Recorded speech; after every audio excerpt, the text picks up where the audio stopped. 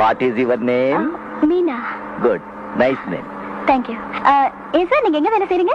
நான் வேலை செய்யறது I am a partner in Shanti Devi and Company. 65% share holder.